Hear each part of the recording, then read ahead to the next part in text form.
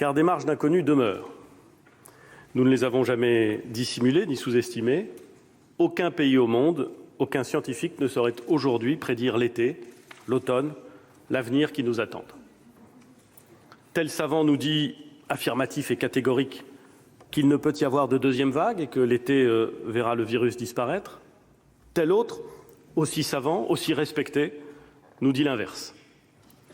L'histoire dira sans doute lequel aura eu raison, mais je crains que nous n'ayons pas le temps d'attendre que l'histoire se fasse juge. La lutte contre le Covid-19 ne doit pas nous faire oublier les autres maladies, les autres dangers qui menacent nos concitoyens. Le Covid-19 est toxique, certes, mais certains huis clos le sont aussi, quand des violences, des négligences ou des renoncements s'exercent au sein de la famille.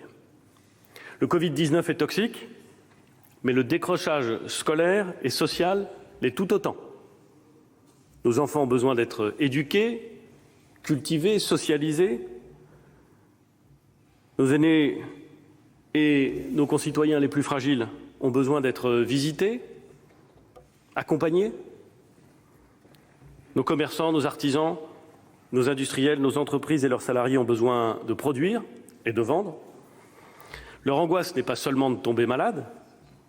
Leur angoisse, c'est aussi parfois de mettre la clé sous la porte, de perdre leurs moyens de subsistance et parfois ce qui donne un sens à leur vie.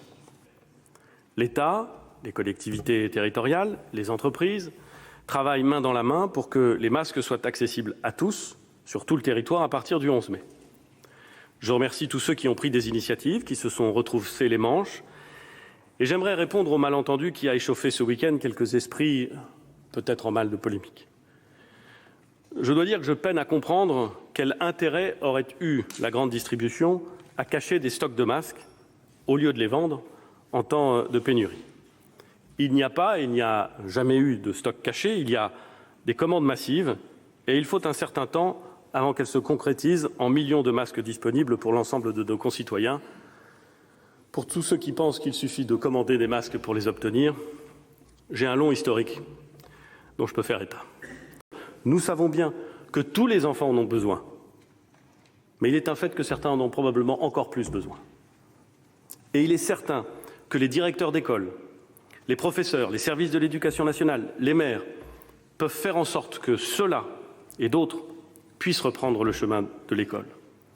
Ne disons pas d'emblée que parce que cela ne serait pas possible partout, cela ne devrait avoir lieu nulle part.